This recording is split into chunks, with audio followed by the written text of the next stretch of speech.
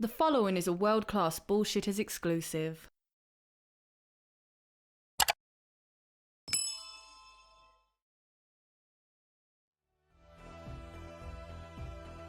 Beverly Hills Cop is my favorite film.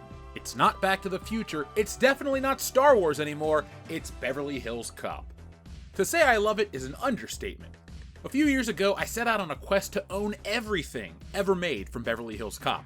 I have it on every format, save for a 35mm film reel. I have the jacket, the soundtracks, newspaper clippings from 1984, Japanese film books, sheet music, movie theater signs, video store displays, autographs, and more. I absolutely love this movie. Nothing makes me happier. So when it was first announced, I was very hesitant about Beverly Hills Cop 4. While not a perfect series, and I'm looking at you Part 3, Beverly Hills Cop had two stellar films. After all these years, I didn't want to see Axel Foley dusted off and treated like these other Legacy characters. The Legacy sequel has become a terrible thing, and it has left a bad taste in audiences' mouths. Each time Hollywood dusts off an old character, they seem to find a new way to ruin them. It started with Superman in Superman Returns. We saw Superman as an absentee father who watches another man raise his child.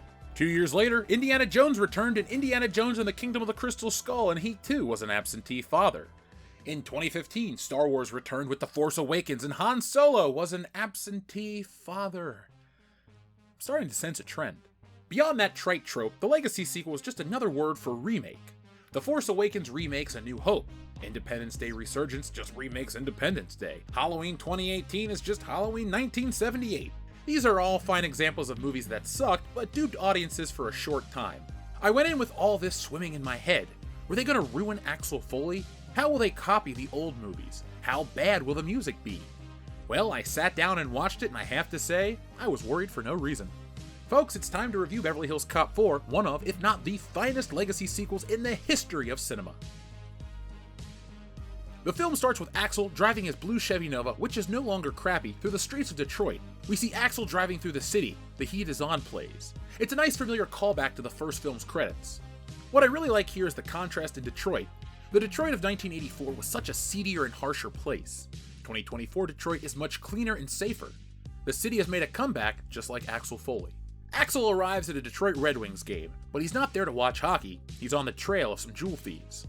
Axel finds the thieves and they try to escape on motorbikes. Foley commandeers a snowplow and a chase through the streets of Detroit begins. Shakedown by Bob Seger plays, tying the scene to the opening credits of Beverly Hills Cop 2. After the snowplow chase, Axel sneaks off to give credit to the younger officer. We then cut to Beverly Hills where we see a woman walking through a parking structure. This is Jane Saunders, aka Jane Foley. As she gets into her car, a tow truck crashes into her and masked men with guns get out. They tell her to drop the case she's on. They then tether her car to a tow truck and push the car off the parking structure.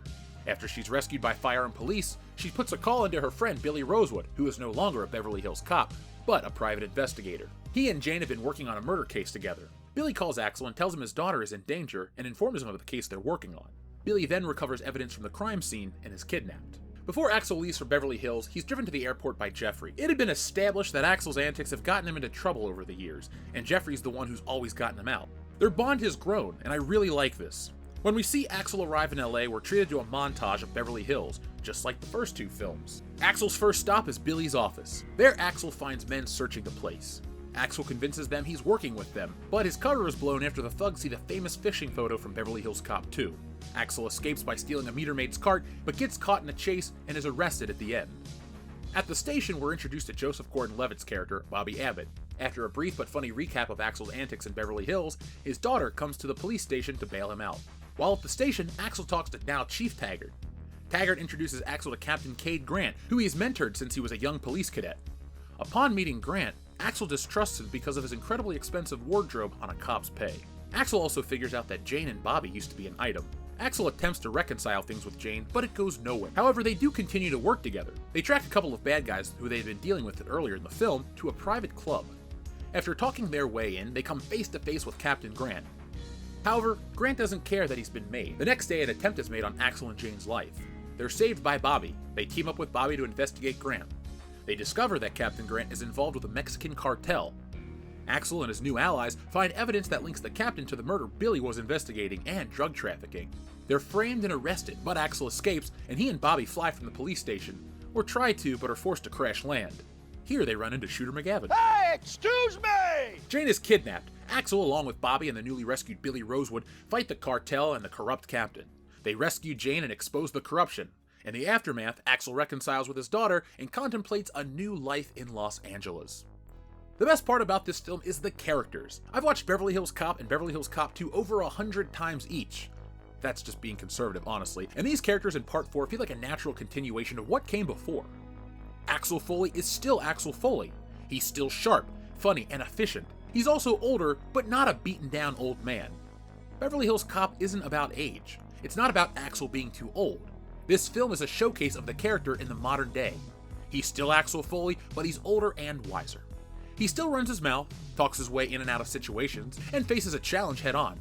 He's not a sad old man like Indiana Jones or Han Solo.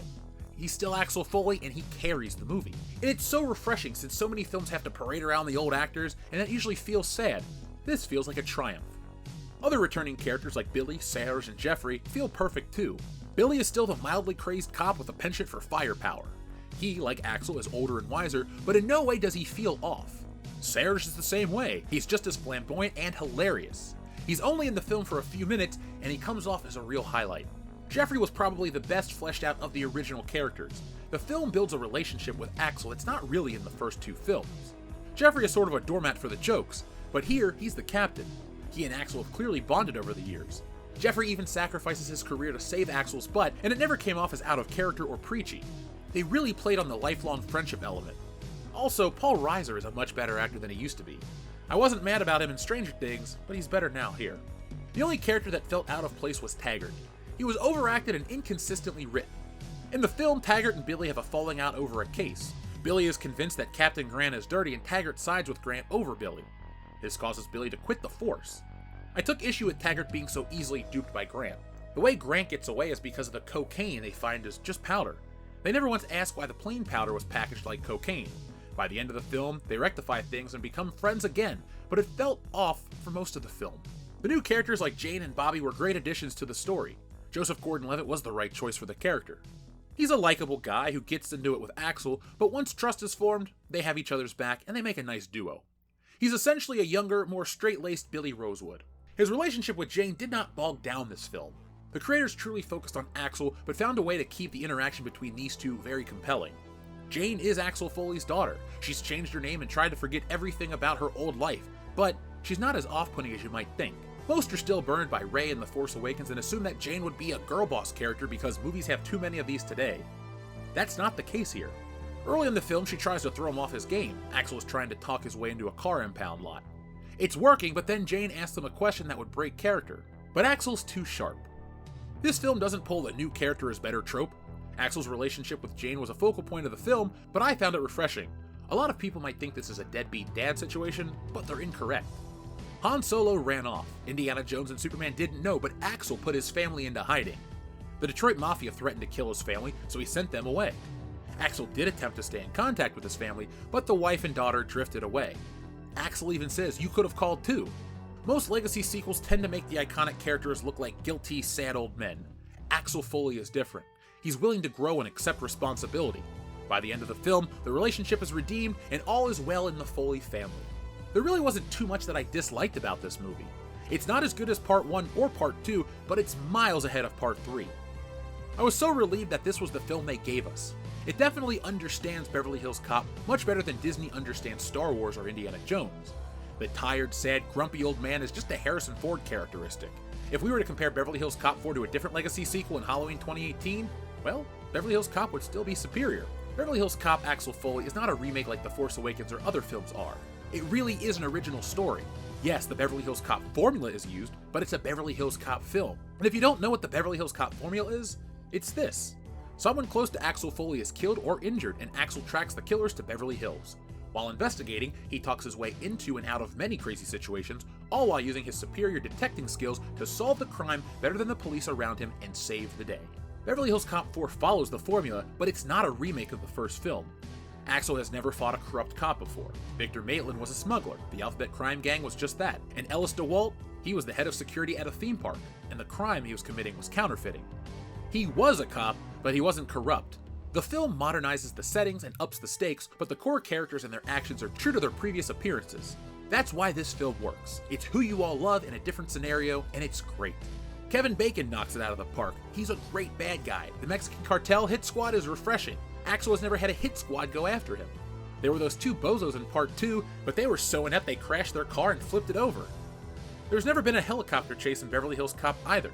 It wasn't a retread of the first film at all. I was seeing the Beverly Hills Cop formula at play, and it was incredible. The best part about Beverly Hills Cop 4 was not Shooter McGavin or the great music, it was the fact that it restored balance to the Beverly Hills Cop franchise.